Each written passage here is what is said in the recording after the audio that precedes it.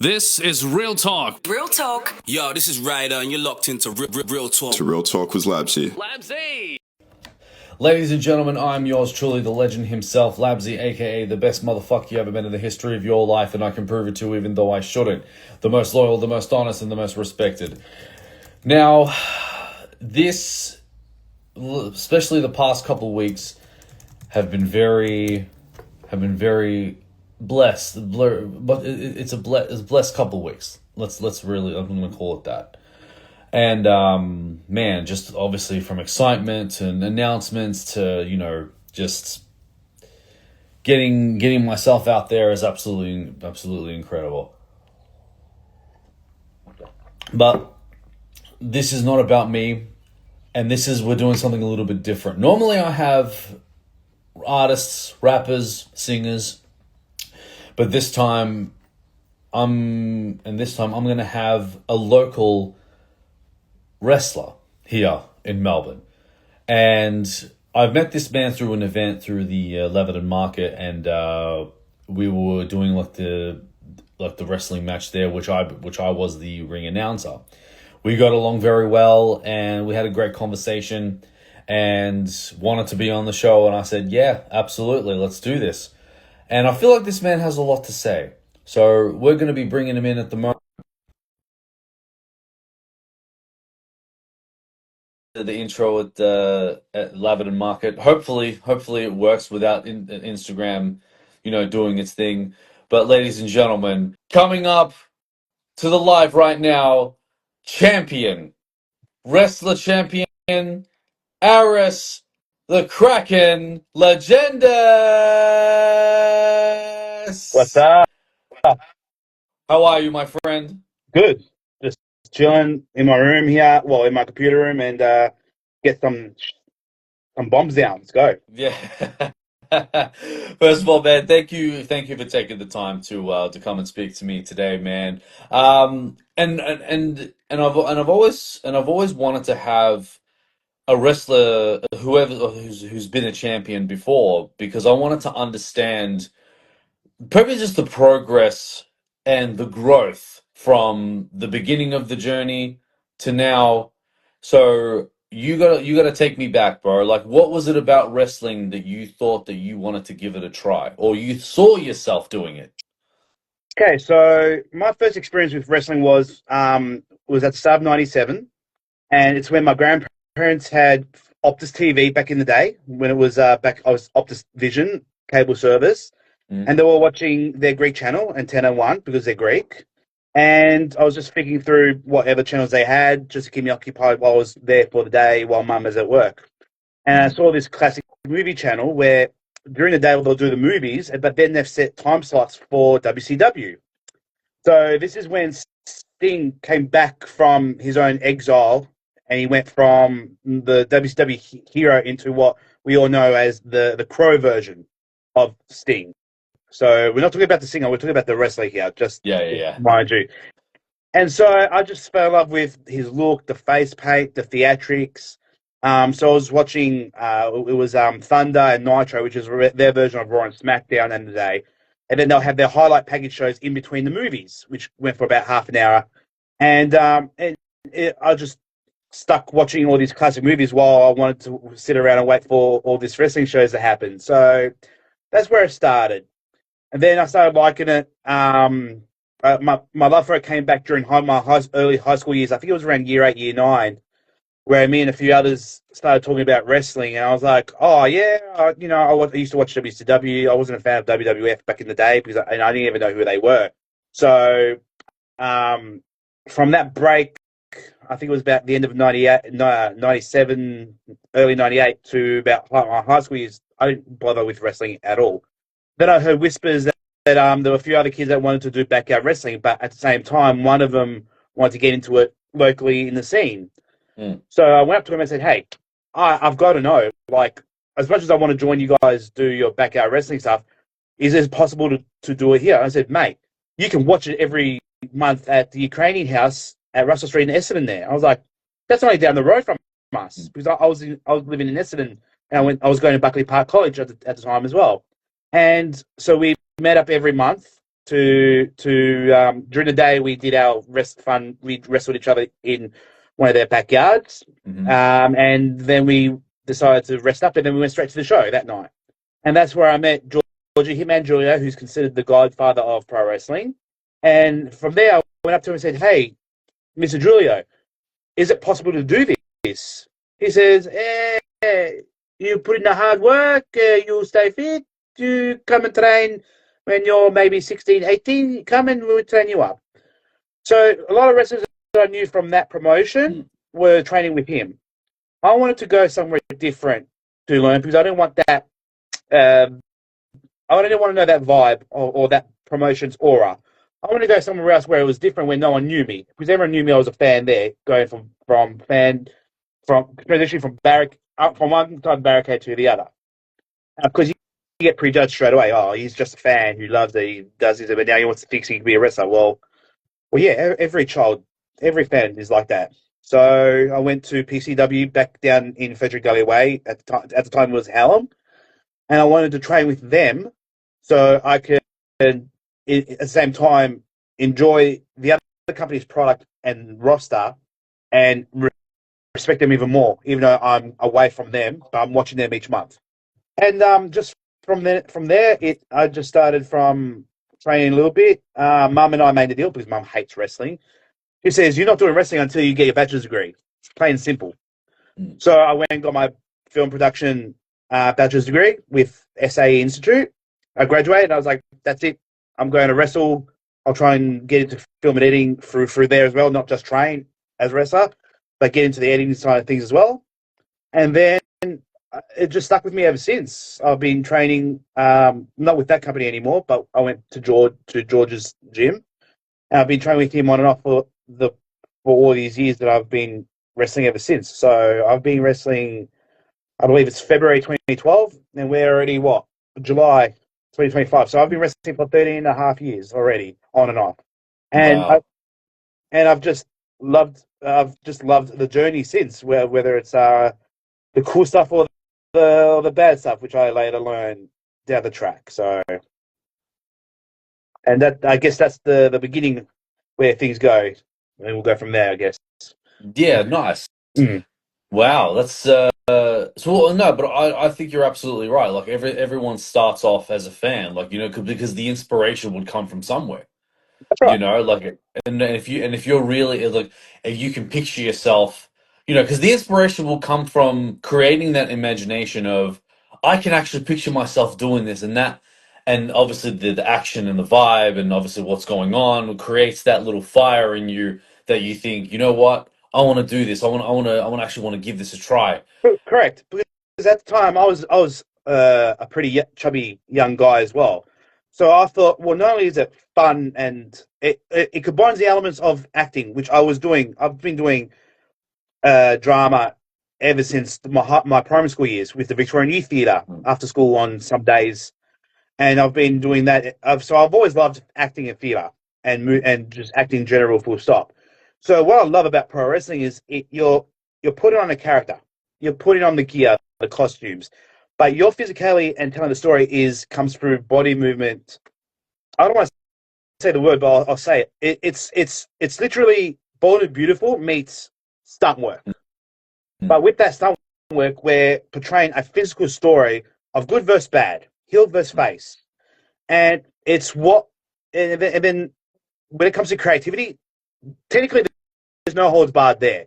So whatever comes out creatively, as long as it entices the audience and it captures everyone's imagination, like, oh yeah, we can do this, we can suplex each other.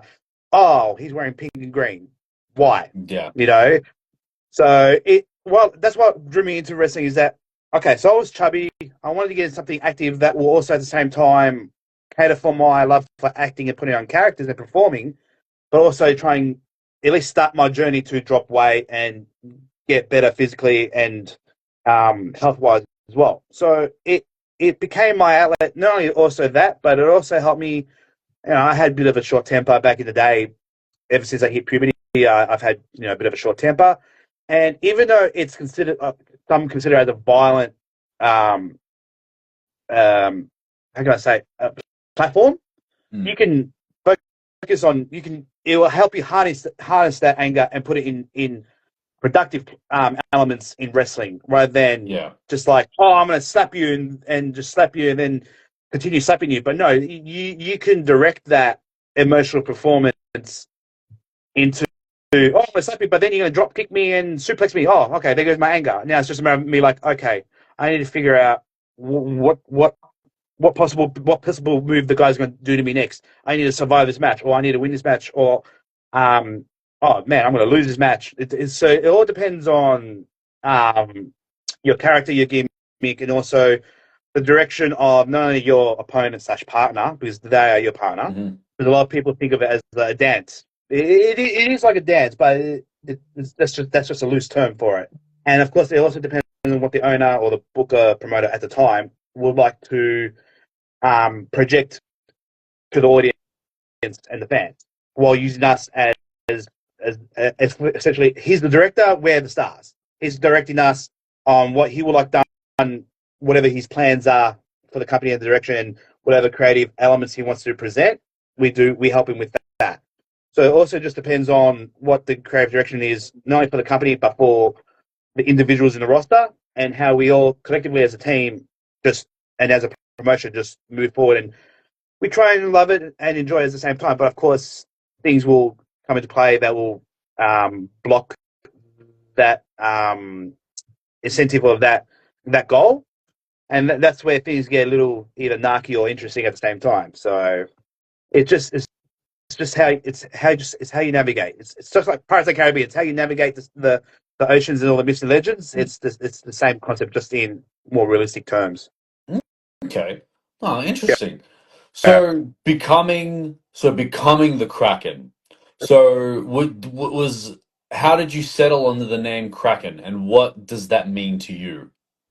So, for those who know Greek mythology, the Kraken is a squid or octopus type creature that is controlled by Hades, the lord of the underworld. So that's kind of like his one of his pet demons. Well, he's supposedly supposed to be the devil in Greek mythology. It's one of his prized children or demon, or spirits that he controls. So in that realm, it's almost like the preempt to Armageddon. It's in a physical format. It's a negative god, spirit, entity, whatever you want to word it. So the story is that the queen and king of Argos believed that their princess Andromeda was the most beautiful woman, even more beautiful than the female gods. So of course, Zeus and Hades cracked it, and I'm putting it in modern short terms that they disagreed, and Zeus summoned Hades and said, "Go wreak hell on them, show them why the gods are more important than you humans at the time." So Hades would unleash the Kraken on the city of Argos. So the Kraken was like the last resort, almost. Judgment Day on them. So you're just stuffed regardless whether you are along the coastline or wherever they can swim. So for me, it's a character that can be summoned where the gods disagree with whatever humans are doing, or they degrade them in some shape or form. For me, to adapt that type of mythology into now, it's the journey that I've had since the start of wrestling, where all the negativity I've copped throughout my career, I've just put it all together into a ball. Now, how can I explain? It's how I channel my anger and my thoughts about it. So rather than a lot of people will be sad and down and emotional about, or become emo in a way with all the bullying, criticism, harassment, all the Chinese whispers that wrestling has to offer in that negative realm. So my coping mechanism was to try and create something where I want to be evil, but I don't want to be evil at the same time. But it's just a side that I can bring out. So it's kind of like all the wrestlers that say all the crap about you, you become something else. So it's kind of like my alter ego. Yeah. Like Clark Kent has Superman, I've created the Kraken, which is my evil alter ego. So I use that.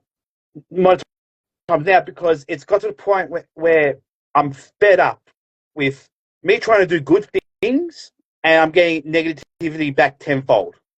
So where this character spawns is, I'll try and keep it sweet without name dropping. I'm a champion at the moment of a company in Adelaide. Now, they don't have that many wrestlers because those who run it seem to have already a negative reputation. So I'm trying to my way of giving back is trying to help them out, trying to look for more workers, more wrestlers to join them because they're low on numbers. And a lot of people I reached out to have either said no or they've heard that they don't want to work for this particular company or the people involved, even though they have publicly apologized for whatever they've said online, whatever the issue was. So I got to the point where, well, there was nowhere else to look. So I had to go elsewhere, and I would have thought, okay, this individual, okay, so they've been cancelled because of a few things they may have been accused or alleged put against them, and that got them cancelled in multiple states, wrestling-wise. Wow. So I thought, look, at least it's been a few years since the speaking out movement, which happened at the start of COVID, where a lot of wrestlers came out and spoke about they want to get rid of all the personalities that were giving bullying, harassment to not only just women but men as well. So on all levels. So this individual has evidence that everything was dropped, so nothing was done. It was just hearsay, they say, as far as I know. So I thought, okay, I'll bring this person in because time's gone by. I'm pretty sure people would have moved on by now from all that crap and negativity. We need the numbers. I'll bring them in. So I try bringing them in, and then it's like the whole Joker situation with the Dark Knight. I bring one person in, and everyone just loses their freaking minds. Yeah. You know, and look, the intent and the intentions were for the good of the company, but because of his history and his identity, it got a few other wrestlers. A few other wrestlers decided to take it upon themselves to make it a public nuisance out of it and put heat and negativity on not only myself but the company as well. So through that, I put myself through a self-exile because I was just like everyone else. I was feeling down.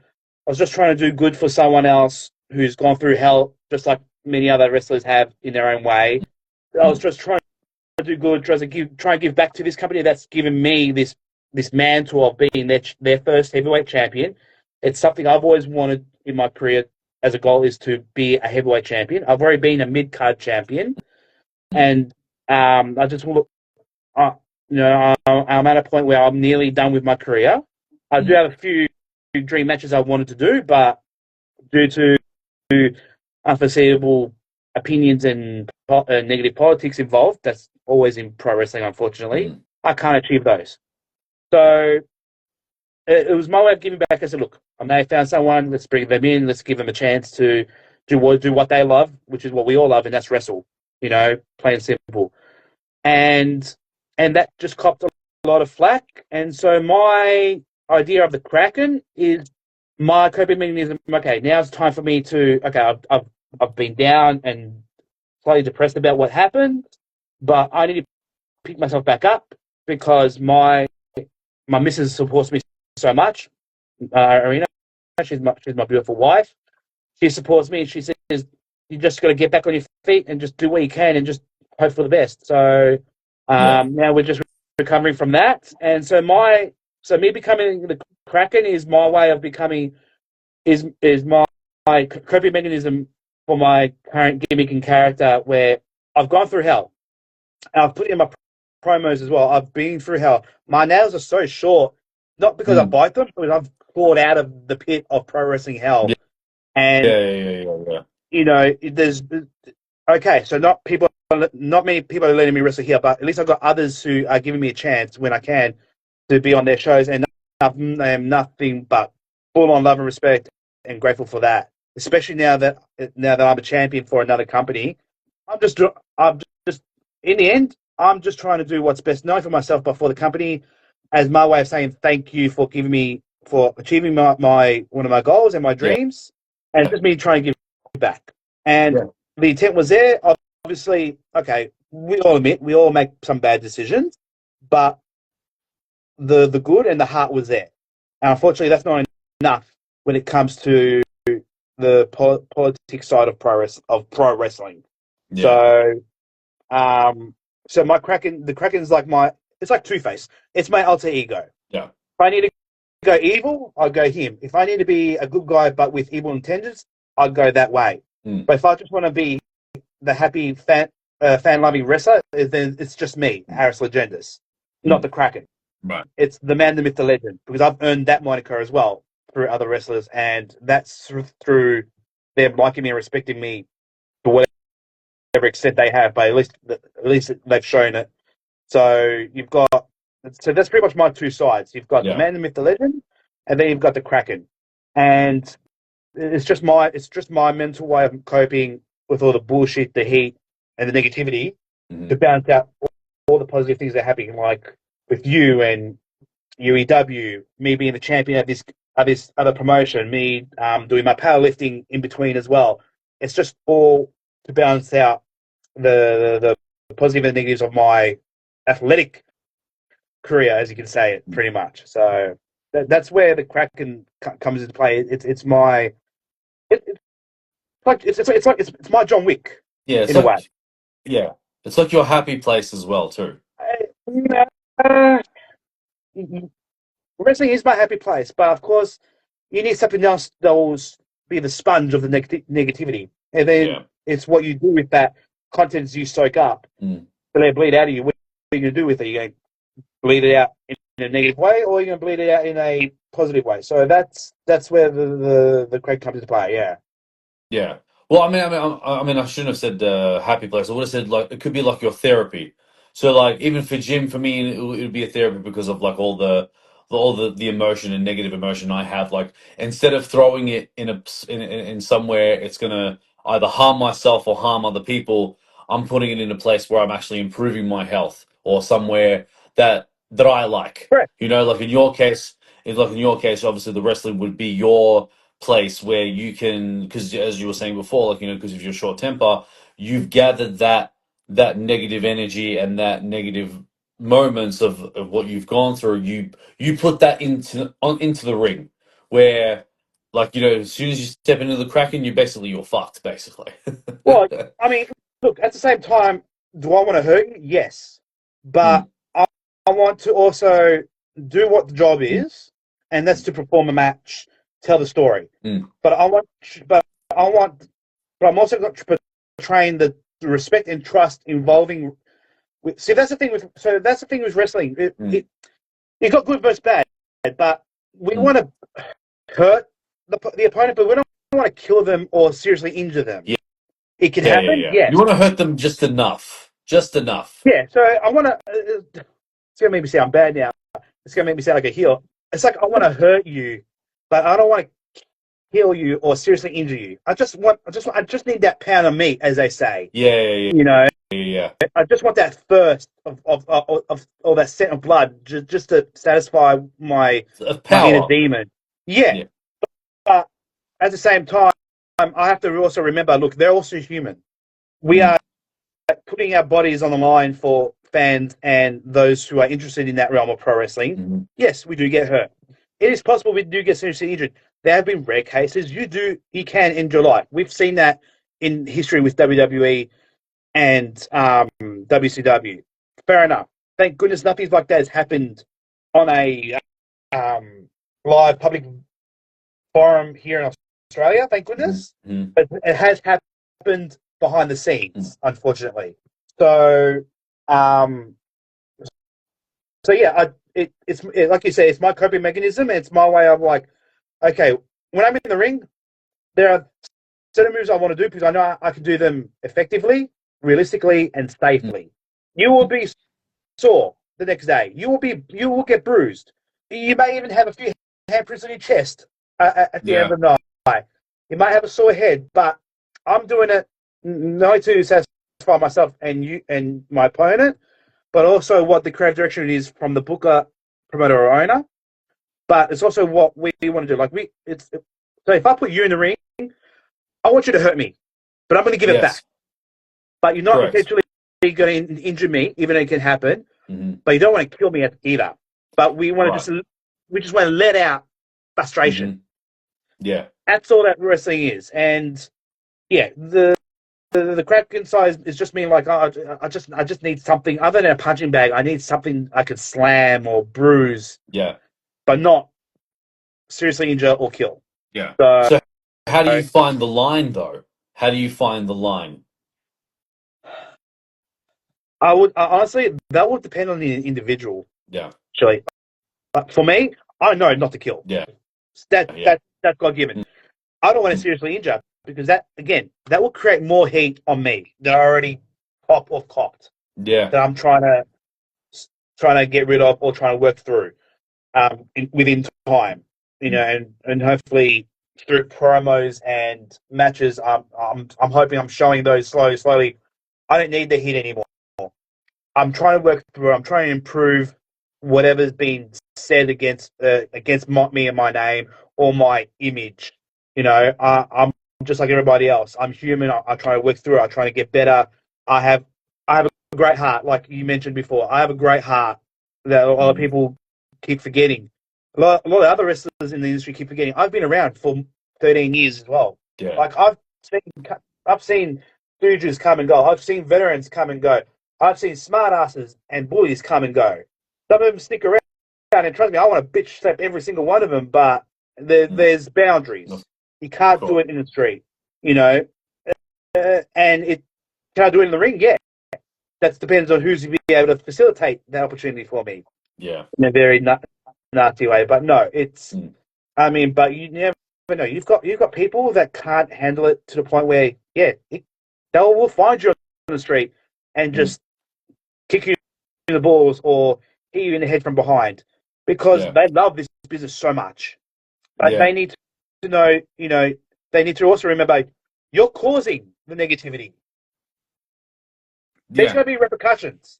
It may be karma, which I pray for. I hope you get karma because I'd rather you get karma than me coming for you. But I know you've got rules. There's the law.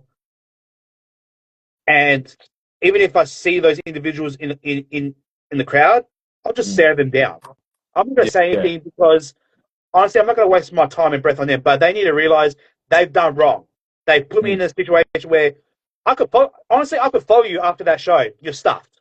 Yeah. I could damage your car because I know what car you drive. You're stuffed. I may know where you live. You're stuffed. But that depends on the individual, like myself. I know not to cross that line. Yeah. But trust me, I'll have dreams and visions about it. But that's as far as it goes. But that's as far as it will go. Now, unless me and this individual go in the ring and we agree to make things a little real, that's a different ball game. Because not only are we portraying a story in the ring, but it's more realistic, which is what the fans like. Yeah. They like realism. Now, I've only been in the ring with one person that's caused me negative harm or some form of negativity or heat on me, and we spoke about it afterwards and we hashed things out. Beautiful. Everybody else, just stick to their screens and keyboards. They don't have they don't even have the audacity to even voice message me, because the funny thing is I will reply and you're not going to like the reply, Correct. But you've opened that can of worms because you're the one deciding, I'm going to give shit to Aris. I'm going to say this about him, he's done this thing, his thought process stuck, he's chubby, he's fat. The list will go on. Now, it also depends on, it's just like Rocky says, it's how you get put down, but it's also how you brought yourself back up. That's what winning is about, in summary of that quote. So I either choose to stay silent, which is the right thing, or like you said, I could go near that line and take it even further. Yeah. Or if I just completely snap, you're stuffed. Not even the cops is going to help you in this situation. Yeah. They could try, but I could just tell them, oh no, we're good mates. We're just wrestlers. We like to bring realism into the fantasy world of pro wrestling. If you cops understand what that is, I've got a mentor that can help me cross that line if I need to, but that's not going to happen because I know that's wrong. Because the last thing I want is to be like kicked out of this realm, especially when I'm close to retiring. So I want to try, like I said, I'm trying to do the best I can to work through it, cancel it out, just worry about the things that I can control, and carry on. Now, if I go to a show and people bring it up, oh well, I'll just tell them, look, you know me for this many years. I've had great heart and great intentions. I know what's been said and done, but you know, in the end, you people should realize you've all got you are just like me. I'm sure you want to bring people, your favorite wrestlers, back who've been cancelled on some shape or form or level. I'm sure you want them to come back to the ring. Why not give them a chance? Why don't forgive, don't forget? Trust me, that is a factor I love the most. I don't forgive, I don't forget. And unfortunately, that's one of my flaws, but it's also one of my biggest strengths. Yeah. Because as you know, with us Greeks and Wogs and whatnot, we like to hold grudges. Yeah. So and it takes a long time to get rid of it or to satisfy that grudge. Yeah. It's the same thing. But a lot of people within the wrestling industry keep forgetting that. Yeah. And that's what frustrates me even more. I said, okay, you bully me, but instead of bullying me, why don't you show me in a positive way, okay, why can't we have this individual come back to the ring, give him a second chance? Exactly. Why, what will it take for you to let those wrestlers that you proudly watched, who may have done harm to someone or something, and bring them back? Like, there's got to be some balance or some agreement on some shape or form, because that, just like them, they loved wrestling. Yes, okay, they made some bad decisions and done some shitty or shady actions. Yeah. But just like you and I, we're fans of wrestling, and they want to continue doing it, but they can't because of how toxic the fan base and those within those realms are. Unfortunately, I know because I've tasted it. I've been through it. I know it. Look, just back in February, the whole hate thing with this individual happened. Me trying to bring in, and look, I've accepted the fact.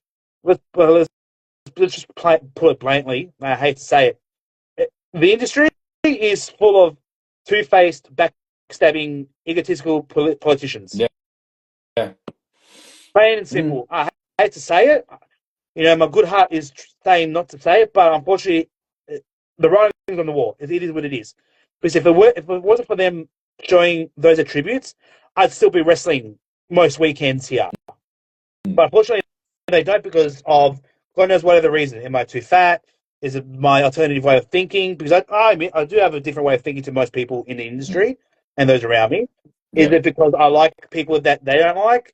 Is it because I don't kiss ass like most of them do? Yeah. Like, look, I don't ask for much. I just want a big part of a roster that I could call home, that I could call brothers and sisters, and enjoy what we're supposed to be doing in the first place, and that's enjoy and do wrestling. It's all it is, and we do it on a weekly basis. And yet, I can't do that because there are people and powers that may be not letting me do that. Yeah. And unfortunately, they fall under that umbrella, the two-faced, backstabbing, egotistical politicians and bullies. That's because that's all they are. They say they're not, but let's face it. Yeah. It is what it is. Of course. So which does raise the question as well, because you were saying that you're not long until you retire, right? Would you, well, during your retirement, obviously you don't have to wrestle, but would you create your own wrestling to sort of bring that positive, like that positive environment that you are asking for, to help wrestlers that that are inspired by, as well as people that have been shunned by other companies because of just a few bad decisions or whatever, but they still have the heart of wrestling and they love the sport so much? Would you create that for them as an idea after retirement? so the little devil inside me tells me, Mm-hmm. if I had the right funds, Yeah. would have created what I would have called 2CW, second chance wrestling, and that will bring back those who have been cancelled on some shape or form, who still want to wrestle, because in the end we are humans who love the sport and the entertainment form that it is. Now, and they were loved by the fans until until the fans and those within the industry found out what happened or what they've done. There's a part of me that says, just to piss people off even more because of the wrong they've done for me, physically or verbally or mentally, is out of spite and revenge, is to do that concept pretty much. But because I've been in this business for so long, I know I've seen all the examples of what's right and what's wrong. And I got into wrestling because I love it. It was my way of getting fit. I've had weight loss surgery because of it. I wanted to get better because of it. I wanted to be a better person in and out of the ring and in the locker room. I wanted to be, and more importantly, I was severely bullied in primary school and high school. Severely bullied. Whether it's because I liked different movies than others, it was because I liked wrestling or superheroes, or I had a crush on nearly every cute girl in school, whichever it was. And I'm just like, I just want to be liked by everyone. I just want to go to a roster and shake my hands to those who I want to show respect to and say, hey, how are you? Thank you for letting me in the locker room. Honored to work with you on some shape. If we do wrestle, awesome. If not, glad to share a locker room with you. Let's enjoy this awesome night and then have fun afterwards, maybe. If not, be safe. Cool. Don't get seriously injured, Yeah. And that's why I just want to be liked, because not people like me. And the funny thing is, I don't know why. They just say the things I've heard before, but I'm sure there's other things, but they don't have the cojones, the balls, to say it or even say it in a positive way so they can help me become better. They just decide to tag me, burn my name, say this stuff, and then they allow other people to comment on the same things. Oh, he's done this, or he's done that. Oh, no, I didn't expect that from him. Oh, he's showing support to this other person. Oh, he's this and that. I'm like, I'm sure you tried helping people out and you copped shit for it, didn't you? You have no idea. Then it's the same thing. It's just in another format, in another group of humans. Yeah. It's another populace in our society. Yeah. You know. Yeah. Correct. But that's why I like wrestling, because I saw it as my way of finding better. Well, I thought better friends, better support from people, who've been through the same thing. And quite frankly, no, it's the truth hurts, and it's the exact same thing as high school. Just no high school boundaries. Yeah. Instead of teachers, you got cops. There's no fences, but you've got homes, and the town you're in, and then you've got people who are blended in by the general public, not just those within the boundaries of that. And instead of just burning my name and giving me shit, like fucking, sorry, my language, that's all right. Just guide me. Yeah. Mentor. If you take me under your wing, if you have the balls, I will learn and become better if you give me that chance. That's all I ask for. Everybody else, all the veterans, all those up-and-comers, all the bookers, owners, and promoters, just give me a chance. Just let me do what you guys are doing right now, and that's wrestle on a consistent basis. Even if I just come in, do my match, and then go back to my beautiful pony Mustang and drive away. Yeah. At least I can just say, hey, thank you for the match. I will be leaving out so I don't cause any more drama or making up people comfortable. Thank you. Hopefully I'll see you next week or next weekend or in 2 weeks' time or next month. Very happy. I'm on my way. It could be just as simple as that. But of course I want a little bit more than that. I'm like, okay, look, I want to get to know the people. I want to, provide my alternative thinking to those promotions and their rosters, because I know my way of thinking is different. I've said it before. I want to give back. The only thing I'm taking away is one spot on a show. Yeah. But I'm not asking for like hey, I want a title, give it to me now because I deserve it. No. Yeah, Do I yeah, deserve it? Look, honestly, and people who know me that know that I have a good heart, I try and be I try to show as less selfish and egotistical as possible. Hmm. Because I know they are toxic in rosters. Oh yeah, absolutely. Am I deserving to be a champion? Definitely. Mm-hmm. Do I need to put the hard work to get there? Yes. If you could provide me the map, if you could tell me, okay, let's try and make you a champion maybe in 6 months. Cool. I've got 6 months to come to training sessions as much as I can. Mm-hmm. As long as I'm guided, as long as you tell me who I'm going to wrestle, what type of match you want me to do, what the do's and don'ts you don't want me to do in the ring, like move wise or personality wise or gimmick wise, I will be there. I'll be your shadow. Just guide me and just give me and then reward me with my change of attitude and my dedication. Okay, Yeah. you've earned it. We'll give you a title for a month or two. Perfect. Awesome. Yeah. Thank you so much. Yeah. I don't ask for much. Yeah. The only thing I ask for is nowadays, and I don't ask for money. I do not ask for a match fee at all. I do it for free because I love it. I do it because I know most promotions don't have that much money either these days. Some do, but most of them don't. I don't want to take. I do all the expenses myself in terms of food, traveling, accommodation, whatever. I just want to be on the show, do a match, and hopefully, if I've earned it, be consistently on a show. Yeah. That's all I ever wanted and needed. Titles, bonus, beautiful. Thank you. More incentive for me. If you want me to put on a character that's never been done before, and I try and execute it, cool. I'll give it a go. I'm very easy to work with. Yeah. Just explain what you want, and I'll do my best to fulfill it. It is that simple, but people make it a lot more complicated. Yeah. And then politics come into it. Oh, So it's just. Oh man, yeah, and obviously let's not forget the politics as well. I mean, it's ridiculous because even I had a guy on my show. He's from LA and he's in Hollywood now, right?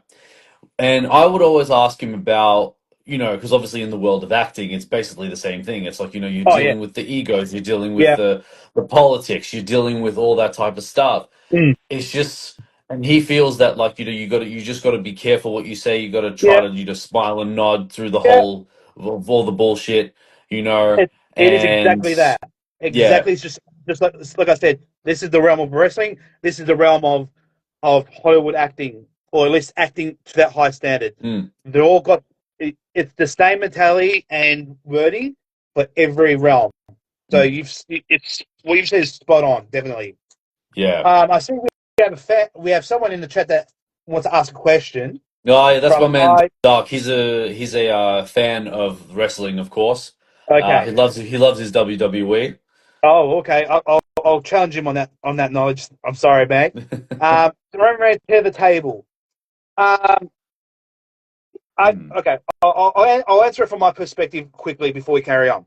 From my perspective, Dark. I'll call you Dark Snake because I don't know who you are, but I'll just see by the name. Honestly, I think he was ahead of the table, but because of the whole storyline of him dropping the title and then Solo Sikoa becoming the new tribal chief, he's already battled. Roman Reigns has already come back and battled Solo Sikoa to regain the fala, the tribal necklace, which represents in physical term tribalship or chiefship. So I would say currently, yes, he's back on top. As far as I know, he's currently taking time off. I think he had some injuries post WrestleMania this year. He had some injuries. Plus, he just welcomed his 6th child. So I would assume he's not only taking a break, but he's also taking what we call maternity leave. Yeah. So, maternity leave, yeah. But not only that, I think the other Abdullah. Thanks for telling me your name. The other reason is because WWE creative is so hectic right now, so crazy. They probably don't have that many creative ideas or storylines for him to do upon his return to last him at least 6 months to a year, or even whatever time frame he's allocated to. Because not only that, he's been also announced for the upcoming Street Fighter reboot movie as well. Yeah. With another mate of his, Jason Momoa. Mm. So that's probably why Roman Reigns. Correct. He has Street Fighter. That's correct. So he's definitely taking some time off to help with the sixth child they just had. I believe he's still training hard. He's still in good shape. He always will be. And just creatively, WWE is not bringing him in yet. Depending on what ideas they've got to carry on, because I know they've got this whole new bloodline thing going on now. They've brought in Hikuleo, who's known as Talatonga now, and Jacob Futz, who's now battling the new bloodline. So yes, I believe he's earned the head of the table mantle back. It's just we haven't seen him for those particular reasons. But I'm pretty sure he'll be back. They're staying at SummerSlam, which is in about a month's time, so about 4 weeks' time. But who knows in WWE? So there's that question answered for you. There you go. And then him and I were talking about it as well. We're going through the cast of the new Street Fighter movie, which is going to be interesting. Oh, because apparently 50 Cent is going to be in it as well, and I don't think the internet's not going to take him seriously. To be honest. I mean, look, to me, Street Fighter is just like Batman and Robin. Everyone hates it, but I enjoy it to some extent. Yeah. I mean, you had Kylie Minogue in the first one. Yeah. You had Jean-Claude Van Damme. You had what's his name? Father Adams from the movie series as Bison. Like, come on, that was a stellar cast, and they try to make it as true to the comics as possible. They try to recreate or redo what Mortal Kombat did, pretty much. And I love the '90s Mortal Kombat movies. I thought they were fucking amazing.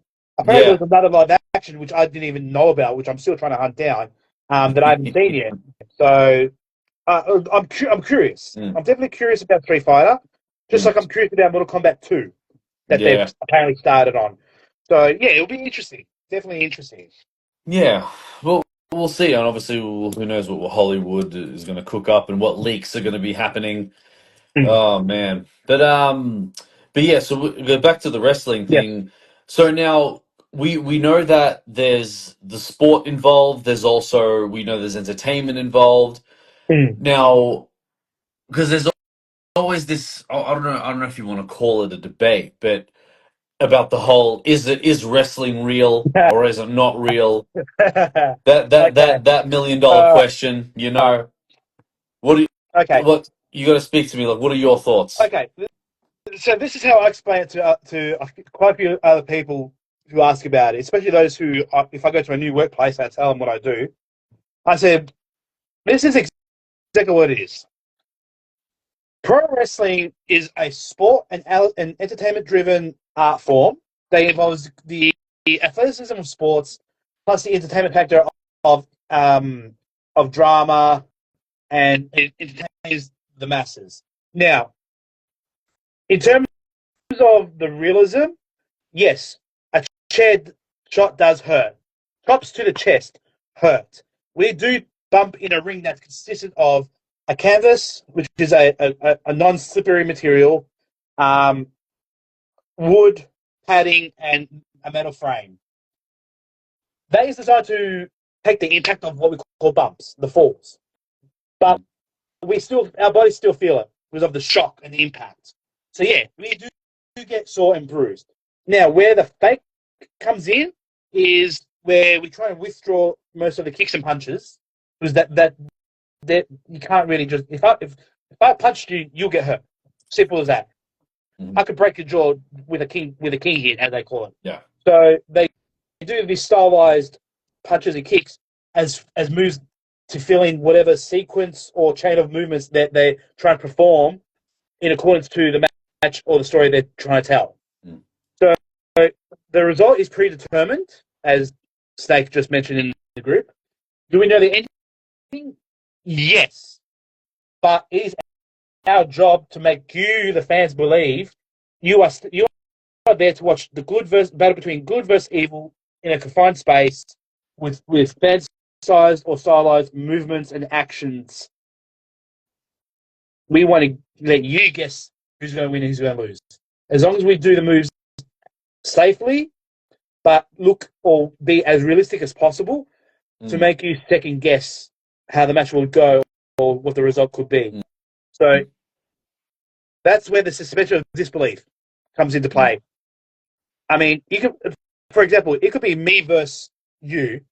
We know the result, but it's our job to be like Abdullah Snake here to convince him, okay, I'm going to beat you, but so you have to try and beat me down to the point where, okay, I'm going to get beaten by all this. I'm going to do this last hurrah, and I'm going to do all these moves on you. Then I do my finisher. Boom, 1, 2, 3. But really, it could be 1, 2. Oh, I kick out, then you roll me up, and you win 1, 2, 3. It'd be like WTF. So in short form, it's pretty much, yes, it is predetermined, but it is our job to provide you the entertainment aspect where we will try and make you believe it, try and make you forget in the slightest moment. It's not predetermined. Yeah. It's two men going in there, slugging it out, and we know the ins and outs of that match. You as the fans just sit there and enjoy it and boo and cheer, and then try and figure out who's going to win, who's going to lose, who's good, who's bad. What moves do you think we're going to do in the ring to each other? Like, how badly do you think we're going to beat the crap out of each other? And what could the end result be? That's the illusion that we want to portray. So it is our job to know the predetermined result and the way the match will end, but it is our job to entertain you in the slightest way. Yes, fake to an extent, yeah. But there are moves we do that are real and that hurt. Suplexes are real.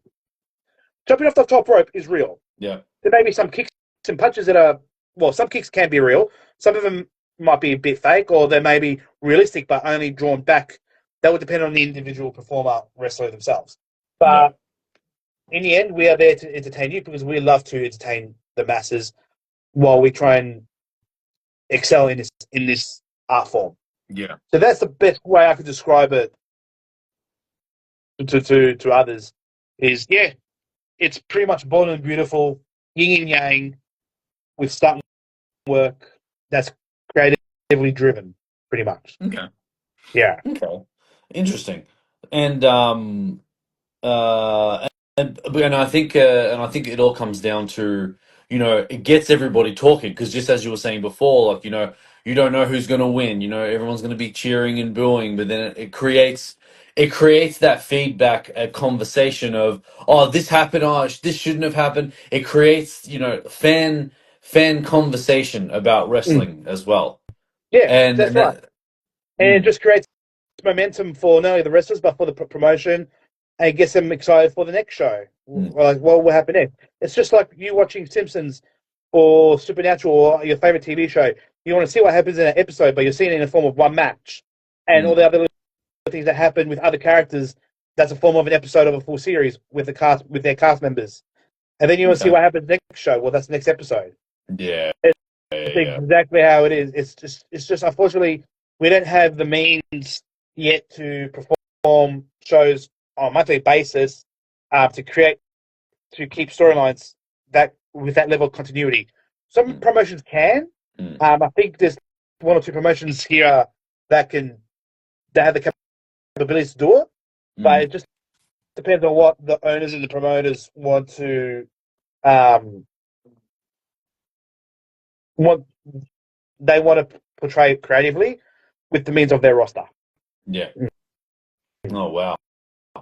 All right. Well, there you go. Because that I think, because a lot of people like talk about that debate on, oh, is it real, oh, is it fake, but it's like, but no. Well, this is why. But this is another reason why I'd love to have you on the show as well, to really just like talk about that once and for all, and really just settle the score. I mean, that's my way of answering that type of question, and I I'd say a lot of other wrestlers and veterans will say similar. They will say similar things, but they'll reword it in their own way, with their little spin. But that's how I portray it, because I'm trying to portray it in a way.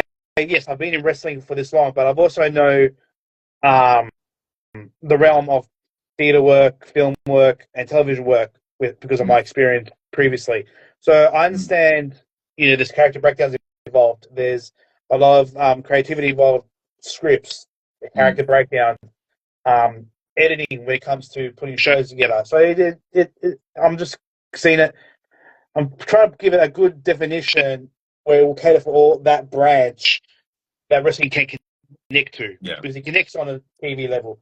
It can connect on a theatre level, on a character level, and on a... It transcends over platforms. Even on a podcast, you can transition wrestling into podcasts as well in creative ways. I mean, there's so much you can do, and that's just the best way of describing wrestling to those who are new to it, and in the simplest way, because you don't want to do like we're doing now, just rant about it for more than an hour and stuff. They want to know the short forms of it, and then they can ask their little questions like, "Oh, what character do you do? Oh, do you wear tights? Do you have like a special finishing move? Or do you like?" Yeah, we can answer those questions, but you got to know. Well, this is what my perspective of wrestling is, and it's the best way you can describe it while answering that question at the same time, whether it's real or fake. Yeah. I can say it's both, but I'll give you a little explanation why it's both. Yeah, because it's because of it, and I think the fake side of it is because that we want to make it look real, but not too real for someone to really injure themselves. Correct, but there are those who like to go real. So I like to go strong style, which is very synonymous in Japan and England and some European promotions from what I've seen.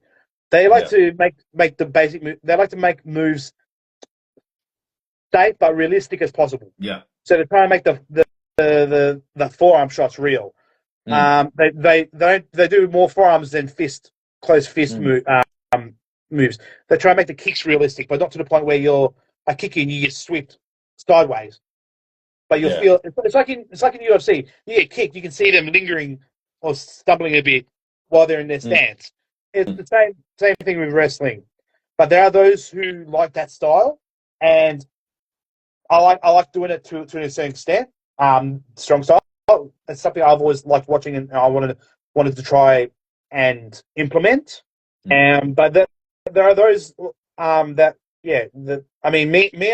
and one of the very few friends I've got in this business, him and I, we did a match in Horsham, and we went strong style, and it's still by far one of my favorite matches I've done with him. And we've always wanted to do a one-on-one match, and we were lucky enough to do it in Horsham about 2-3 years ago. I've got the match still on my hard drive somewhere, and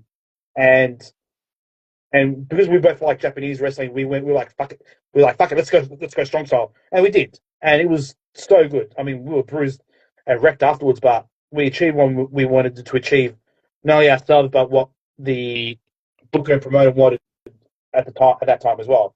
So it's definitely one of my favorite, definitely my top 5 matches that I've done so far, and that's what I like about UEW is the wrestling's realistic, but you don't know the result, and it's all score based. That's what I love about it, because it's real, and you get really bruised and battered. You're putting in the hard work. It's not like we're whispering in our ears, "Oh, take a move, take a suplex." No. We're actually grappling. We are actually taking each other down. We're doing this shit, yeah. We are doing it, and we don't know the result until we know the scorecard afterwards. I mean, we can ask the current scorecard in between rounds. Yes. But that's what I love about UEW, because it's, I can bring my experience into it and put into work in a realistic way. But at the same time, I'm also trying to protect my opponent. I don't want to pull their shoulder out of the socket. Yeah. But I'm trying to make sure they tap. Yeah. I'm not exactly taking to the limb with me, and and the UEW is phenomenal in that way because it's because of the aspect. They want to try and make it realistic combat, but at the same time, it's scored and it's real. But they want to bring the entertainment aspect, which is what we did at Leverton Market. We had our looks, we had our gear, we had our entrances, we had our music, and I still have the CWE heavyweight title, and I brought that with me to show that I'm finally a champion in another platform or whatnot. But I'm bringing that in because it's still wrestling. It's just realistic, Right. Yeah. and it's not, and there's no ropes, and it's all on mats. So that's what I've said to Sol. I said, bro, it's awesome what you've got, but if you want to make it look better, bring in the floor ring, which is a ring that's transportable. It's got the ropes and the corners. It's got the frame, and then all you need is what he's got, the puzzle mats. You put that in, I guarantee it's going to look mint. Yeah. And then all of a sudden, you'll have your commentator table, your bell table, timekeeper and scorekeeper and whatnot. Just these little things, but I'm pushing for the flooring because that's going to make the promotion and his take on the sport even better than he's seeing it now. Unfortunately, he's got. I commend him.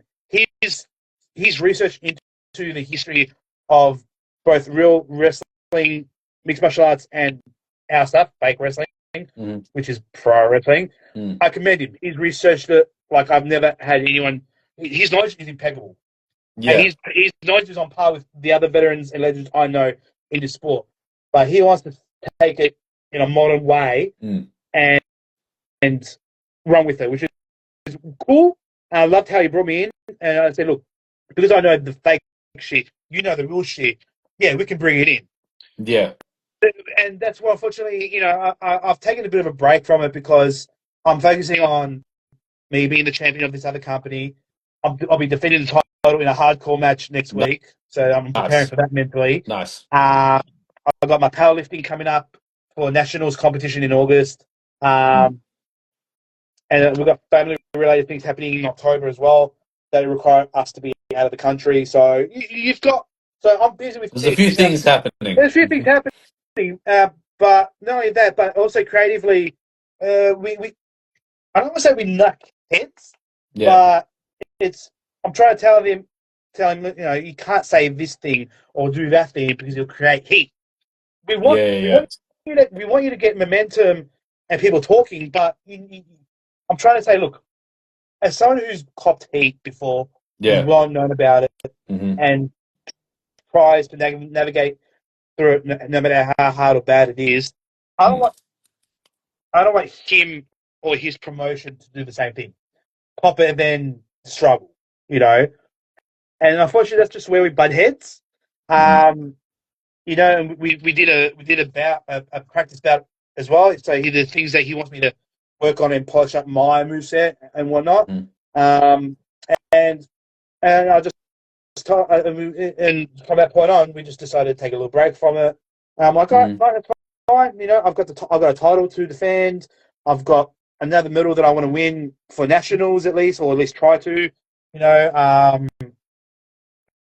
If I'm always a phone call or a message away. You want me to come back to surprise some new blood because I know he started recruiting a few people as well. I mean, look, I want to be honest. Wrestling so multiple times, it's getting a little boring. I must admit, as much as even though we can go full on in a great match, I want some new blood to grapple with, So I'm giving him his space to get his recruits up and ready. Now, does he want a rematch? That's it. I mean, he's the boss. He can call me and says, "Hey, Aris, let's do a rematch. Let's finish off our rivalry." Fine. Let's do it. So you'd be open to it. So if he called you and said, "Aris, I want a rematch," you're open to it. As long as I'm not, depending on the date and the time and place, sure. Yeah. I mean, no, just generally speaking. No, definitely because look, he surprises me every time. Every time I've grappled with him or wrestled with him, he's surprised me quite every time. And and honestly, I try to do the same thing to him. I'm trying to surprise him most of the time as well. You know, I've already beaten him multiple times. He's beating me more. So we want to settle that feud eventually. Yeah. I know I can beat the Dark Horse Stardy himself in a takedowns match because I love takedown matches. Now, as for the other recruit he's got, you guys got your work cut out if you're going to be on the match with me. I'm sorry, guys. I'll give you a chance, but it's real stuff. That's all I'm going to say. Yeah. You know, Yeah. but on that note, look, I'm letting him grow. I think it's 2 or 3 guys he's got. I'm letting him do his thing. I'm doing my thing. Yeah. You know, we're on a mutual break. So whenever he has the next show, he'll call me. If he needs me, he'll let me know. We have butted heads a few times, but that's on our views of pro wrestling and modern wrestling, and then the fusion between them and how we can put the two together. I said, well, I reckon a 4-ring will work. Yeah. Honestly, the entrances can work, and us having like characters, awesome. Now until then, it's going to be hard to create events. Okay, so we did the Leverton Market with mats on a stage. I would have preferred the mats to be in the middle, and we use the stage as the entranceway of some sort. The other way around, rather than us coming out. And then, not only that, the floor ring idea will make things, just that alone will make things look even better. They'll be like, oh, there's a ring there. Let's go check it out. They won't know it's real grappling chain, proper wrestling on mats. Yeah. You know, that, to me, that's the eye draw. And I've been pushing for it. And look, I'm sure he's got his reasons for it. I said, Salt, bro, I guarantee you, whatever money you've got, even if you have to save a little bit more, invest in the flooring. Because I guarantee you it will make the sport look better and more legitimate. And it will just make things, just that thing alone will make things a lot better. And, you know, he says, look, he says he's in his typical solo. Oh, yeah, you know what, bro, we'll give it a go, but we'll keep to the match for now. I'm like, okay. Yeah. You just get your little rookies up and running. I'll drop them, and then I'll eventually drop you again, and we'll see where it's at. Yeah. But that's what I love about UEW, that it's real. You put in the hard work, and the results are not predetermined. It's really realistic. Like honestly, just for the lols and shits and giggles, I invite any pro wrestler that has a problem with me to meet me on the mats of UEW. Then we can slug it out and get our grievances out of the way, rather than shit talk to each other through a phone or a keyboard, or in the fans at a show, or you in the ring and I'm on the other side of the barricade. Yeah. You want to wrestle and throw down properly, meet me on the mat. Yeah. Then we'll sort our differences out. Until then, I'm sorry, STFU, and just move on with your ugly ass careers, just like I'm doing now. Yeah. Simple as that. So, I wish UED nothing but the absolute best, and I would love to help them as much as I can. Hopefully, if Sol and I don't continue butting heads. Yeah. No, that's all good, man. I mean, and I hope it all comes good in the end, man. Because, man, I mean, this is what I'm saying. There's potential here. There's very, very high potential here. Oh yeah. I mean, like I said, I'm very hell-bent on this flooring because it's going to make everything look better. Is it going to be a pain in the ass to transport? Yes, because I know you can get one where the borders can fold in and the ropes fold in on its own, but you're going to need a truck or a trailer for that. Understandable, but that is a very good investment to make your sport look better, especially if he wants the idea of going to, let's say, a sporting globe or even a shopping mall, even back at the Leverton Market, and have the ring in the middle or even close to the stage, so we can make our way into through the stage and into the ring. Or if he really wants, I mean, I'm not keen on the idea putting the ring on the stage. All right, then everyone can see it from the ground. Yeah. But I'm pretty sure the experience will be better if people were seated around the ring on the ground. Yeah. And we've got ropes to lean on, and we can go, and the ropes will have their red and blue corners. So it will just make the pro look even better with just that element alone. You know? And I said, you know what? I reckon you could fit one in his in his backyard there that he's training everyone in. And I said, bro, I do it. Yeah. I reckon do it as soon as possible because once they see you have a ring, and then it's going to look even better. And we just come out from whatever little locker room you want to create. It's going to make making events a lot easier. Yeah. And presentation wise, I reckon it's going to be more eyes will be on it because we have a ring, so to speak. Okay.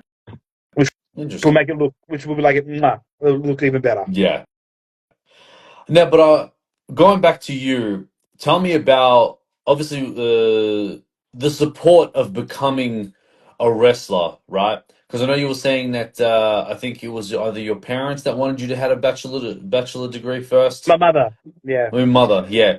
And but was that kind of like the deal that you had with your mother is like, oh, you know, if you get the bachelor's degree, then after that you do whatever you want, or were there always moments where, you know, it's like they were trying to make you forget about that, forget about wrestling to give them what they want? Okay, look. So at the time, I didn't know what I wanted to do in my career. I decided, it probably took me about a year or two after high school, I decided, okay, I want to get into into some form of film production, specifically film editing, because I like it because it's long hours, it keeps me focused and busy. I know I can get paid for it, and it's something I can enjoy doing. So I went through the course. So ever since I started going to the wrestling shows in high school, Mum knew about it. Like she said, all right, go on the tram, go down to the Ukrainian hall, do the show, come back home. Cool. So awesome. And of course, she's seeing me, you know, watching it more. Then I started watching it weekly. I even asked for Foxtel so we could watch it on a weekly basis. She knows if I like something, I get obsessed with it. Everybody does that in his young years. Yeah. Fine. And she finds it a little scary because one, she knows I can break my neck by doing it, and secondly, because I had such quick temper back then, she saw it as the enabler of my temper, not as a way of being. Like she thinks that that fuels it even more. Correct. Rather than me trying to convince her, which sucks me, you can't win an argument with your mother most times anyway. Not even with a wog in general, to be honest. My dad says women in general, but I'm like, okay, hang on. I said, I've been different. I know I can beat arguments against most women, okay? Yeah. It just depends on the topic at hand. But anyway, she saw, I told her, I said, look, I want to do it. She said, no, it's too violent. I said, but it's choreographed. I said, no, it's too violent. I said, Mum, I'm chubby. It's a way for me to get fit. No, it's too violent. Especially with anger, with that little temper of yours. I'm like, So, and she says, if you really want to do it, just don't break your neck, but get your bachelor's degree. Because if you ever get in a wheelchair, I'm not looking after you. So you better train hard. You better know what you can and can't do, what's safe and what's not safe. But I want you to grow up a little bit more. Go for your bachelor's degree. So, so I put in the 3 years to do my bachelor's degree. I still watched wrestling then. I still attended some training classes when I wasn't studying, or if I had time away from studying, I'd go train anyway. She'll let me go to training, and she said, "Look, and I said, you tell those schools as soon as you get your bachelor's degree, go enjoy yourself, be safe, don't break your neck. But until then, you need to knuckle down, try and get a job in that industry, and then carry on with your life." I was like, all right, fine. So it was a compromise, not a deal. Yeah. So I was like, okay, fine. And she saw me. You know, she started seeing some videos. I tried convincing her to come to a show if I'm involved in it. Even I started off refereeing, which I enjoyed. But of course, my main goal was to start wrestling in the ring rather than just referee in the ring. Yeah, of course. So a lot of people commend me on my refereeing because everyone thought I did very well, and because I trained, I knew how to relay messages. Knew how to look after the wrestlers, at certain points of the match. Mm-hmm. Just stuff that. So they commended me on my refereeing, and everyone kept saying, "Oh, you should stick to refereeing." I said, "Yeah, well, there were times where I wanted to beat the shit out of you in a ring because you pissed me off. Yeah. So what's going to let me suplex you? What, me wearing zebra stripes? Nah, man. Yeah. I'm not doing training just so I could hit the mat and call for disqualification or 1, 2, 3. No. I want to wrestle you. I want to suplex you, and I don't care who wins or loses. As long as I get the match with you, that's all I ever wanted. Now, Yeah.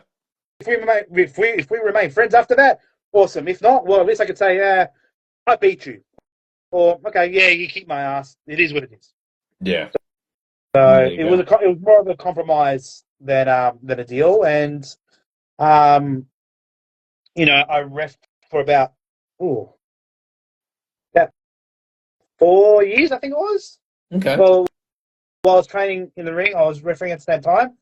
And then it was 2014, 2016 is when I had my high years where I was wrestling twice in Queensland. I would wrestle one show here, then I'll go ref the other show another week. So it was where on a monthly basis, I was already like every 2 weeks, I was practically going to either Adelaide or Queensland to wrestle. Mm-hmm. And that got people talking. It was like, oh, look, Aris is traveling. He's getting booked. Give him a chance. And if he's not wrestling, he can ref at least. Yeah. So there was during that time frame, each weekend I was at a show, either wrestling or refereeing, and half the time I was in another state on those two of the 4 weekends of a month. So that's when everything really peaked, and it just died down, and then COVID hit, which sucked, and then now we're just years later we are where we are now. Yeah. No, I love that, man. No, I love that. Now, talk to me about, outside of wrestling, outside of, how do you kind of center yourself from all the noise? Like, look, because we're talking about mental health, right? Yeah. So, because obviously you being busy with all the wrestling and stuff like that, and then do you have moments where you kind of like center yourself and really just mentally recharge? And what are your routines, if so? For me, it would depend on the context on the context of what got me there in the first place. Yeah. Like if you're burnt out, if you're burnt out or something, if you want to you need a bit of a break, just to sort of well, if I need take a while and then come back. If I need a break, like I'm about to soon, because I've already asked for a bit of a break after this title defense. Mm-hmm. It's because I'm focusing on my powerlifting comp anyway. See, my wife, she's amazing. Mm-hmm. She's definitely a blessing because I used to be one of those guys where I would never get a girlfriend. I would never get married. Full stop. Because no girl would want to be with me, And it was just at a time where my mum and her current partner, now fiance, pushed me to eHarmony, and and then she was the first cute face I saw. I was like, yep, cute, done, add. And we've been chatting. Literally, we started chatting a few hours after that. And then the rest is history, as they say. Yeah. So she's been amazing. She helped me mentally and maturely grow. And she's always my go-to if I have something wrong. She sees something bothering me, she'll know. She'll be like, oh, what's bothering you? Oh, this and that. Oh, okay, well, let's figure things out. So Arena is a godsend. She keeps me grounded. She helps me keep my temper in play. I've always kept my temper controlled ever since. She really held you down, basically. Is that what it is? I mean, wrestling has progressively helped me control my anger, and so I don't get as testy as I used to be in those years. So, but she further grounded me. She's I'm not trying to say in a negative way, but she's the collar. She's got the leash. Yeah. She keeps me controlled, grounded. You know, if I go out of line, she'll tell me. If I say something bad, she'll tell me. Yeah. And she also prepares me at the same time Yeah. with her manner and her mannerisms and her way of thinking and whatnot. I mean, she's Christian as well, so her Christian side comes me down as well. Even though I've had a negative experience in my young years with Christianity due to another family member, Yeah. and but she's helping me turn that negative view into a positive one now. So she's helped me a lot. So she's she's not putting religion in my face, but she tells me, you know, it's there if you need it, and I'm there with you. And you know, if you need a prayer, we can do it. So she's not bubble bashing me or anything like I thought she would, but she doesn't. So she's definitely my number one. But if it wasn't for her, then on my own, I'd say it's mostly I'd probably take the introvert route. I would close down, not talk to people. I'll shut her away from people for at least maybe 2-3 weeks, and then I'll start coming out of that shell. Yeah. Because that method for me is the best way. Because I'm one of those people that I can. There's so much I can take, I'll bottle it up. But then there'll be time where that bottle expands and expands, and it bursts like Krakatoa out of nowhere. So I keep saying to people, sometimes I'm literally a volcano. It takes me time to boil it up, but I'm silent. Yeah. If I crack, you'll know. If I explode, you'll know. Oh yeah. Shockwaves, I will touch everybody with my temper. It doesn't matter who you are. And it's because of whatever's fueling that build up, you'll know. So that takes a lot longer than usual, which is good. Yeah. So that with the usuals, like I watch my favorite movies. I try to use work as my distraction as well. So work really does help me as well because it keeps my mind away from things, keeps me away from my phone as well, so I don't have to keep looking at my Facebook and be like, oh, Aris is a fat bastard. Yeah. You can't. You can't escape it. It's crazy. Well, Aris can't wrestle. Just things like that, and so my method, So I'll use this issue that I had. So the issue that I mentioned before about bringing this individual in who's had a shady part, with good intentions but bad decision making. The amount of heat I copped from that put me to the point where I removed everyone pro wrestling related off my social media, off my Facebook, everything, and I just didn't want to hear nothing. Even one of my close mates who's he has a good ear. He knows. It's funny, even though he's half deaf, he can hear everything that's happening politically amongst fans and other wrestlers and promoters. So he's like my satellite dish, receiving all the bullshit and data from everybody else. Like I'll even stop talking to him because I know he sees things and hear things. I said, if it's positive, cool. If it's negative, don't even fucking talk to me because I might even lash out on him. Correct. Yeah. And I'll use him as my spit dummy. So really, it's just a matter of I just put myself in a place where it's not meditation, but I'll put myself away, and I only keep those who I know are close to me, who I know can help me. Yeah. And then it's just a matter of time. It just depends on the severity of the scalding or the burning or the heat that I copped.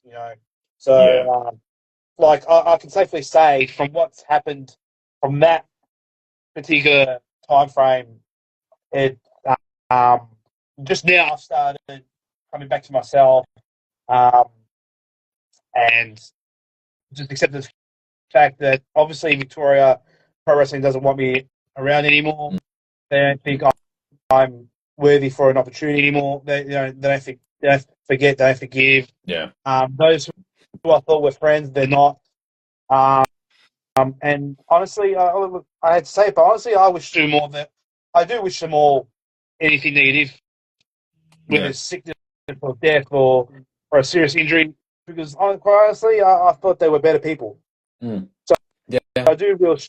So unfortunately, I am one of those people that will wish ill thoughts and events to happen to them Yeah. and karma to them. I'm sorry, but that's just how that's just how I'm programmed, and that's how I've challenged bully, bullies and bullying and harassment because of my high school, because of both my school years and whatever I've copped in the wrestling industry. I was, you know what, I hope you break your leg. I hope you break your neck and back. I hope I see you in a wheelchair, because trust me, I'm going to be pushing that wheelchair one day, and then you're going to be apologising to me for all the bad things you've done. You know, Yeah. Well. Yeah. or if it needs to be, I'm the one that puts you in the wheelchair. Mm. If I decide to snap all of a sudden when I see your face, and I'll be like, oh, I know that dude. Oh, Yeah. no. I was going to go to the hospital. Oh, too late. Should have known better not to treat me bad. Everyone's got their Oh. breaking points. Yeah. Everyone's got their way of dealing with it. And just pray I don't deal that with you. Yeah. Well, that's right. In fact, I'll pray to the devil and karma to do that for me, to you, Yeah. unfortunately. So, Yeah. but that's a very, very rare thing. Okay. But like I Well. said, I'll leave my little thoughts and visions to do with that as my therapy. Yeah. Mm. Yeah. I like that, Yeah. man. But I mean, that's all. That's all from me, man. Was there anything else you wanted to talk about, or anything? You Uh, basically covered every old basis, really, which I appreciate. well, as you can see, Mm. I've got a backdrop, I like that. I like that. That's so and cool. and I know I'm pretty sure Mm. Danielson mentioned it last Yeah. week. I want to Yeah. come into podcasting to do all things movies, wrestling, and pop culture. Hell yeah. Hell And yeah. I've always wanted to bring and I want to do it with his help. And then I found out you two are besties pretty much, and you're Yeah. in charge of the bloody podcast Yeah. cartel. You got to have the Yes. Greek mafia involved. Come on now. Of course. Oh well, that's what I mean. Would you like to be a part of the podcast cartel, sir? Hell yeah, because I believe I can deliver a product where it will touch on everything. Like I can bring hot toy collectibles, championship replica belts.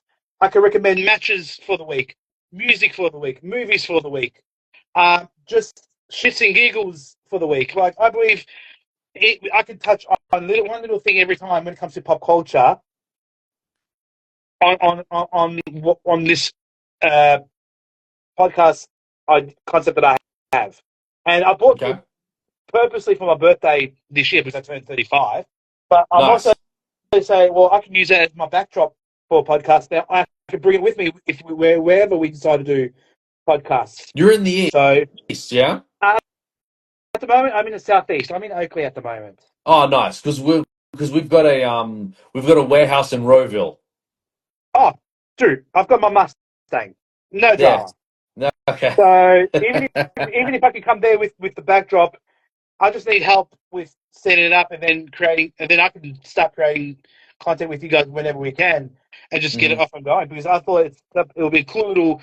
Because I've always been creative myself. I'm a single yeah. child Gemini, so I've always been a creative nut myself. And I thought, well, I can always bring elements of pop culture and wrestling into this podcast idea of mine, and I Mm, reckon it'll be cool because it's a bit of everything. It's music, it's TV, it's anime, it's wrestling, it's collectibles, it's yeah. providing advice or promoting other podcasters and their episodes in that realm. You know, so it's something it was a venture I've always wanted to do. So even my mate Daniel Glavis, he's a mate that me and other Daniel, because we're the Melbourne Ghostbusters, as Daniel Son may have mentioned last week, and Yes.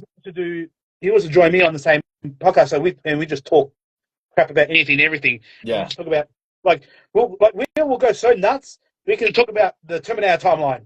We can talk about the Back to the Future timeline. Our favorite scenes, favorite movie soundtrack.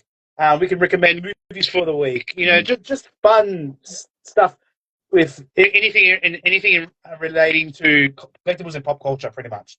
yeah. Which is something I reckon will be a good way to get our creative power out and about. Yeah, Rather than hell keep it in. yeah, bro. Keep it in. Absolutely. So that's definitely something I want to venture and do because like I said, I'm going to be retiring from wrestling soon, and I'm going to need another venture to show people not only my personality but my view on wrestling. Like I can even do pay-per-view, or sorry, PLE as they call it now, event reviews. I could people can suggest to me a match to watch, and I give a review on it. If they like a wrestler, I can say, okay, you like Kevin Nash, I like Sting. I'll say I recommend Kevin Nash, Triple H, Hell in a Cell, Bad Blood 2003. Yeah, Okay. 2003. Go watch it. It's an awesome match. They both get bloodied. You'll see some weapons. You see Mick Foley being the special referee. Shenanigans happen in that cage, and I could say movie of the week could be The Phantom with Billy Zane, because it's an underrated comic book movie. His costume is amazing. The chick that his love interest is an absolute cutie, but the whole story and the skulls I want those skulls of the Thunder, the 3 skulls. I want them in my collectible case, in my display case. Yeah. The Mummy Returned. I want that the Book of the Dead and the little key lock that opens. I want that as a collectible, and I can just flaunt. I'll be like, for example, I don't have it here with me. I can just bring out a championship belt and say, "This is the belt I got from WWE shop. It's an official replica. It's big, beautiful, and shiny. My wife got it for me as my 35th birthday present. Yeah. Plus, she knew I sacrificed a few belts over the years to pay bills. So this is my redemption belt right here. So I can spruce up all that stuff pretty easily, whether it's with you or Daniel. This one's Glavis. I call him Glavis because that's his surname. Yeah. There's that many bloody Daniels I know. Yeah. But I got Daniel's son because I call him Daniel's son because he always dressed up as the Karate Kid. Yeah. So he's like Sensei Daniel's son. So I always call him Daniel's son. That's how I differentiate all the different Daniels I know in my life. So that's definitely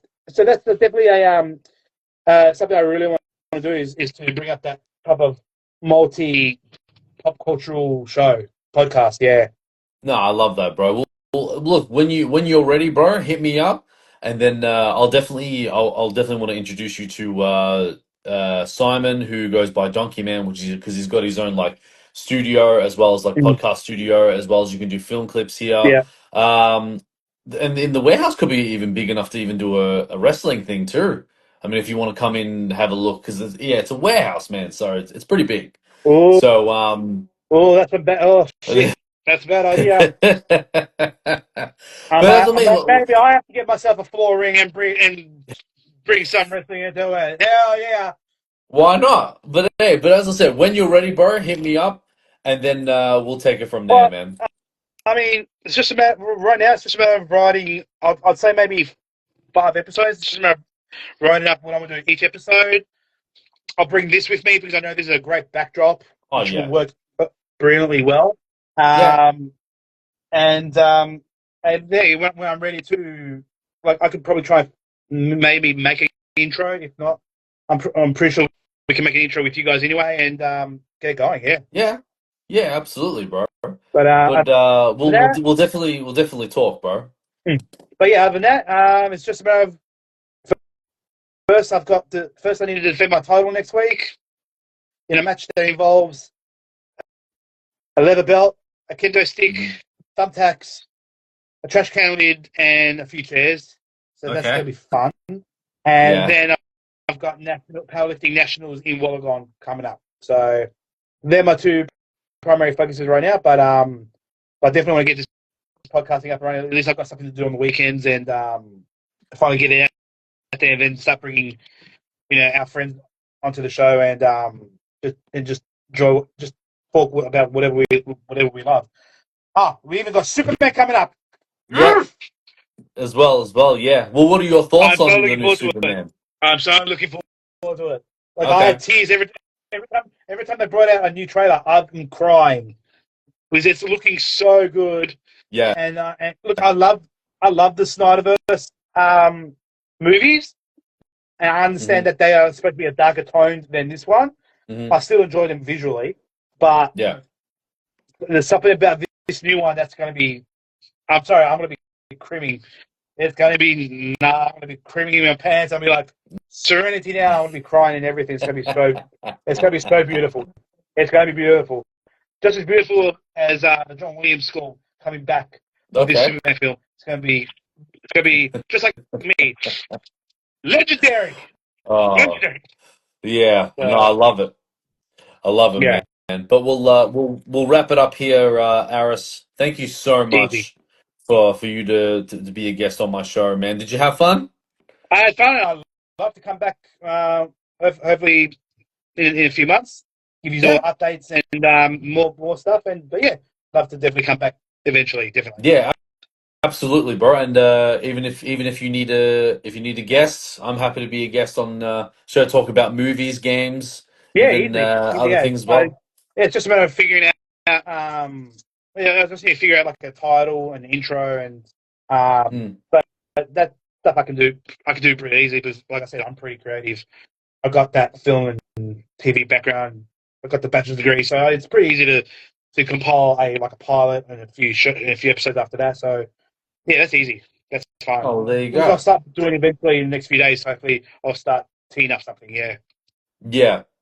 Well, that's sick, bro. But we'll all right. Well, that's it, Aris. Again, thank you so much. We'll definitely keep in touch, and Definitely. you good luck. Good luck to your match next week. I'll be praying, sending positive vibes in order for you to Nah, win, thank you brother. so I know much. you'll win, but bro, they can't mess with the Kraken, bro. I've seen that, man. I've seen the Kraken in Ah, action, bro. You got this. you've seen the real side. Now it's the champion pro side coming out. There you You'll be go. seeing. So, but I will definitely try and get footage for you for that of that match when it's available, and we can even do a review of it and see what shenanigans happened Yeah. in that match. Yeah. So, Yeah, done deal, brother. yeah, And I want to say thank you so much for the people that have joined in. Please go follow Aris Legenda, aka the Kraken. And if man, he does some amazing things. He's going to be doing some more amazing things. So please go support this man. And this will be on thank you, YouTube and Spotify. And yeah, so Aris, you enjoy the rest of your weekend, sir, and good luck for next week. And thank you. I hope See you to soon. see great things, bro. Yeah. Well, Yeah, thank you, everybody. come on. Have a good weekend. Yeah.